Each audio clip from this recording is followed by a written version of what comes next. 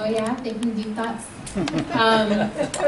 So I'm Adrienne. I've been doing social justice work of some sort for about 18 years now, and I've done a lot of different kinds. I've done harm reduction work with active drug users and sex workers. I've done direct action, organizing and training, civil disobedience training. I worked with the Ruckus Society. Actually lived out here for a while working with them. I worked on the U.S. Social Forum in 2010 in Detroit. And all along that work, I was secretly off in the back corner reading science fiction and feeling like, I think that there's some stuff in this science fiction that could be really relevant to the social justice work we're doing, but I don't know how to tell people that without being, cast off and not taken seriously, because everyone that I want to talk to is like, I read Marx, and that's all I read. And I don't really want to talk about stars. And maybe some of you identify in that way, and that's fine. I'm here to talk to y'all. Octavia Butler, how many of you are familiar with her work? Some of you. So she was a Black science fiction writer. She did 12 novels and a collection of short stories. And her work to me is the sort of pinnacle of what I'm talking about. In her work, she addressed social justice and social change through the question all the time of what does it mean to be human? And how can we use these interactions with aliens or interactions with time travel or interactions with post-apocalyptic conditions to draw into sharp reality what it means to be a human, and really, are we worth it, right? Is this human experiment worth it? Is it, we take for granted maybe our right to be here and our right to take up space on this planet, but we're in California with a year of water left, and I think you can start to beg the question, are we doing all right?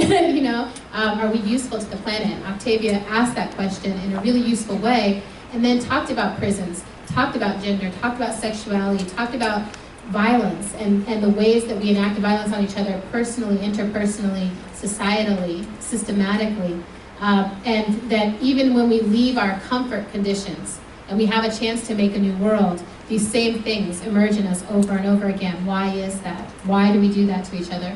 So I started reading her, and there's a gathering in Detroit that happens called the Allied Media Conference, which I want to invite you all to if you've never been, this summer, June 18th through the 21st. I like to say it's a bunch of like magical strategic unicorns gathering together to talk about, and I know that's not possible because there's only one unicorn, but that's what it means, I know. Well, we've been arguing about this because I think I'm a unicorn, I think Ashley is one. So,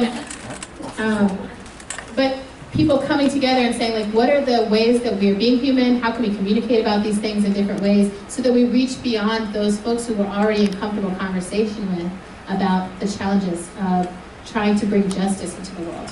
So I did an Octavia Butler symposium there, and I thought maybe 5 people would show up. But the room was packed, and people were geeking out. Everyone was super excited. And we started talking about what can we do to apply her strategies? How can we name these strategies? What can we do to apply this to our work? And the term that came out of those sessions was emergent strategy. Because when we looked at what her leaders were practicing, her protagonists, who are all young women of color, young Black women, it was emergence. It lined up with emergent science. The idea of how can movements of people start to respond like flocks of birds do when we are hunted by a predator, when we are being attacked. How do we start to lean on each other, adapt together, be resilient, be interdependent?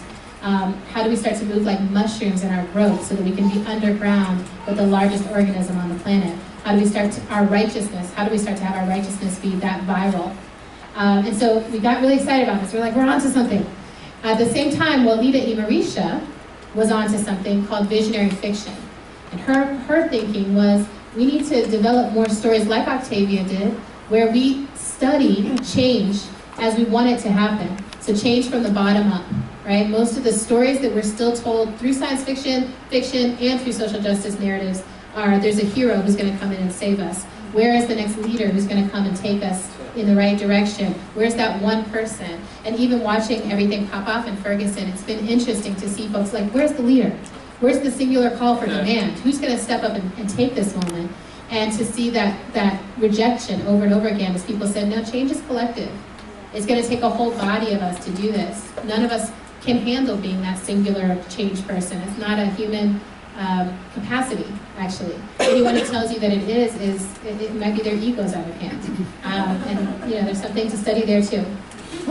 So Walida and I geeked out with each other, and it led to this project, Octavia's Brood, because we thought, what would it look like to ask those folks who are doing social justice, social change work right now, who are kind of at the front lines of that work, to tell us what they see on the horizon for the future. What do we need to be tuned into as a movement? What do we need to be shifting as a movement?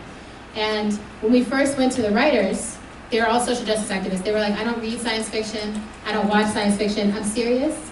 I'd like to be taken seriously. I've never seen Star Trek, I've never seen Star Wars, I don't know about all this force. I don't know what you're talking about. And we had to convince them. And the way that we convinced them was we said, all organizing is science fiction. All organizing is science fiction. Because if you're working to create a world where there is no hunger, no prisons, no rape, no white supremacy, it's a world we've never seen, and you're bending this current world into that reality. That is science fictional behavior, right? So I look at this room and I'm like, oh, y'all are all like in the Matrix, and we're doing amazing things, and we're all like science fictional cool people. Which may not be, maybe you identify that way all along, but for me it was a breakthrough. I was like, wait, I'm cool. I'm not a sci-fi, I'm not just a justice nerd. I'm cool. You are cool. So then we put this out. We asked the folks to write for us. They said no. We said all organizing is science fiction. They said I'll try it on. And every single one of them came back with 40, 50 pages of writing. And they were like, I've got a universe inside of me. My characters are coming into me in the kitchen and telling me the stories that they want me to tell. And strategies were coming out, right? Oh, I don't know about y'all, but for me, a lot of our movement work starts to feel very scripted. And I say that as someone who's been at the marches, planned the actions, done all that work, and you get to that point where you're like, okay, here's the hey, hey, ho, ho part, and now you're gonna come in and give your talk and give our laundry list of the problems, and then we're gonna go home. And the person we were protesting wasn't even there, and they didn't hear us, and they didn't change. And it starts to feel really hopeless. And we wanted some space to explore what hopeful organizing would look like. Still realistic. But we need to start to feel like there's something we can actually do. We can bend the world to meet what we need it to look like. So then for us, getting this book out has been exciting. We're touring around, we're talking about it, and we're really talking to people about this decentralization of change, right? Which means that instead of happening just in these calls or these demands from someone who we decide is the representative of injustice, that we have to turn that lens on ourselves. And we have to say, how in every single interaction am I perpetuating the systems I say that I stand against, or am I transforming those systems with my behavior? And then it becomes really fun, because every single interaction becomes a front line for this transformation of the whole world to happen. And again, we come back to emergence. If you look at the spiral on your fingertip, that's the same spiral that exists at the largest level, the galaxy level, right? I think change is like that, right? If I can't interact with you in a way that is truly transformative, that honors your humanity, that honors my humanity, and that makes us elevate, then how can I expect our whole world to change? Especially those who don't want to change, right? I'm trying to get people like my white supremacist grandparents and aunts and uncles who live in the deep south to change, but I'm not willing to sit down and have a meaningful one-to-one conversation with them that comes from love. It's not going to happen, right? It's not going to happen if I only sit in a room like this and say, let's be down for justice, right? It has to happen because we push our edges.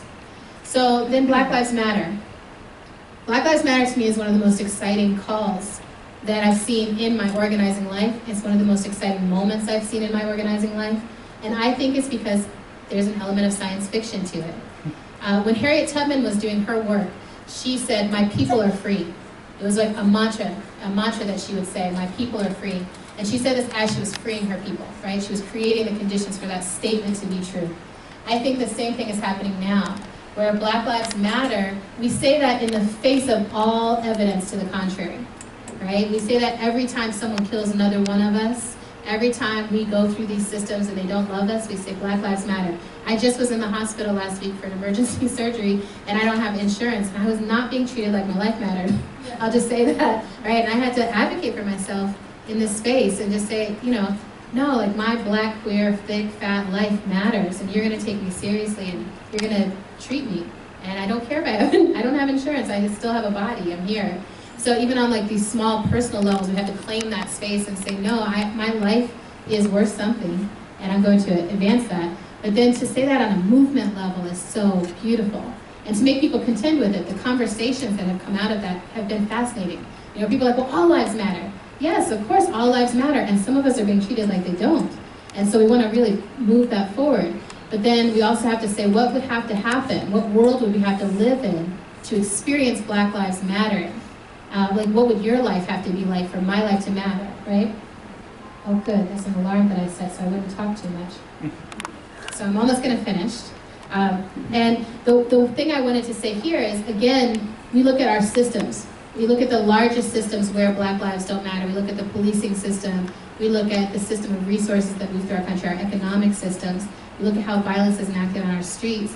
But I think that we're just at the beginning of starting to look inside. And as a Black person, am I living that Black Lives Matter every day? Am I claiming that space?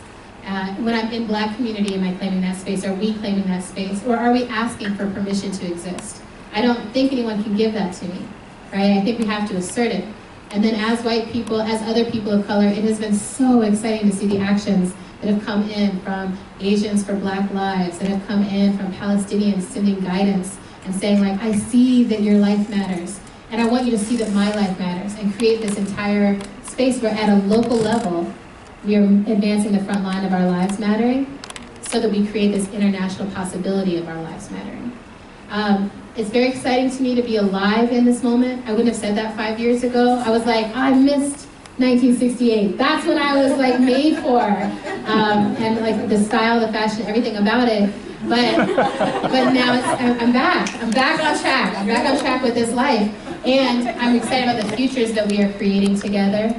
I think that it matters for us to be really intentional about the futures we want to create together, and not just say what we don't want, but spend a lot of time generating what do we want, what do we need it to look like, how do we start to bring that into possibility for our children, for our children's children, for everyone we love, how do we start to be in relationship around a future that is radical and that is what we want.